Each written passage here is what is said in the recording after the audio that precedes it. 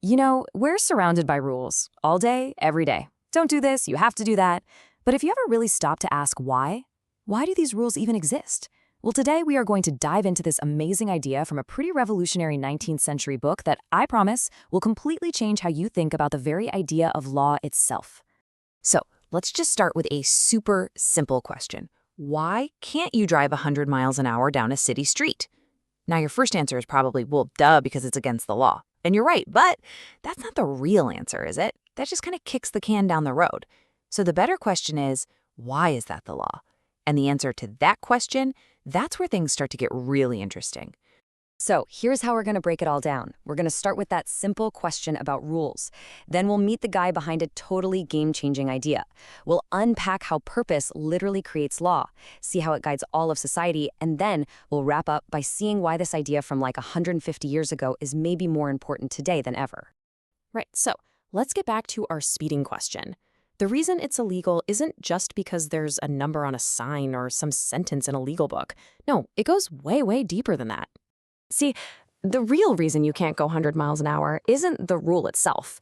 It's the purpose behind that rule. And in this case, that purpose is public safety. We, as a society, have basically decided that having safe streets is a goal we want to achieve. The speed limit, then, isn't just some random number. It's the tool we invented to make that purpose a reality. And that single idea, that every single law is a tool for a purpose, man, that is the key to this entire thing. So where did this super powerful idea come from? Well, for that, we have to go back to 19th century Germany and meet this fella, a legal scholar named Rudolf von Jhering.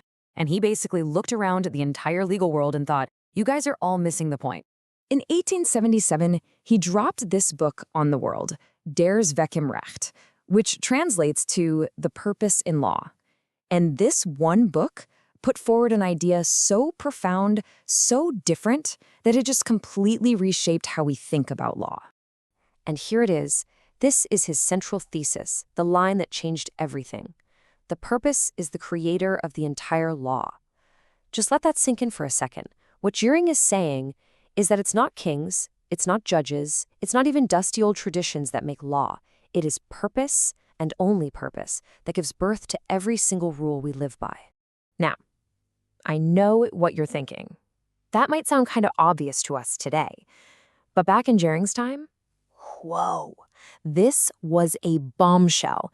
It was a truly radical idea that just shattered how everyone thought about what law even is. To really get how wild this was, just look at this comparison.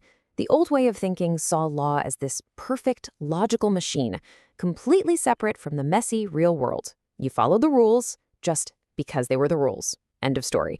But Jhering comes along and flips the whole table over. He says law isn't some abstract thing at all. It's a practical tool built by us, for us, to achieve the goals we all share as a society. And this toolbox analogy, it's perfect. It really captures Jhering's whole idea. I mean, a law is like a hammer, right? You don't care about a hammer just for the sake of it being a hammer. You care about what it can do, its purpose. And it's the exact same for any law. Its real value isn't in the text of the rule itself, but in the social good it helps all of us build. Okay, so if law is a tool, then how does it actually work? How does some big idea like public safety actually convince millions of people to, not drive like maniacs? How does it actually steer the giant ship of society? Well, Jhering broke it down into a few simple steps. First, he said society figures out a purpose it wants to achieve, like, say, safe roads. Then, the law creates a set of levers to get individuals to act in a way that helps that purpose. And this is the really clever part. He saw two main types of levers. You've got your rewards, the carrot, like getting a discount on your insurance for being a safe driver. And then you have coercion, the stick. That's the speeding ticket you get for not being a safe driver. So by using both carrots and sticks, the law kind of nudges our own self-interest to line up with what's good for everybody. So all this is really interesting history, but why are we talking about it? Why does 150-year-old legal theory still matter today? Because once you get this framework, you suddenly have this incredibly useful tool for making sense of the crazy, complex rules that shape our world right now. Seriously, when you start looking for the purpose behind things, so many modern issues get a lot clearer. Think about data privacy laws. Their purpose isn't just to be annoying and complicated, it's to protect our autonomy in the digital age. Or think about all the arguments over environmental rules. We're not really just debating the rules. We're actually debating which purpose should come first, economic growth right now or ecological stability for the future.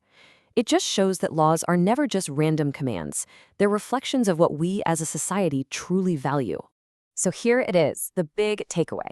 If you really want to understand any rule, whether it's a tiny local ordinance or a massive international treaty, you have to start by asking one simple question. What is this law trying to do? What is its purpose? Once you figure that out, everything else just kind of falls into place. And that, of course, leaves us with one last massive question to think about. If a law gets all of its power, all of its legitimacy from its purpose, then who gets to decide what society's purposes are?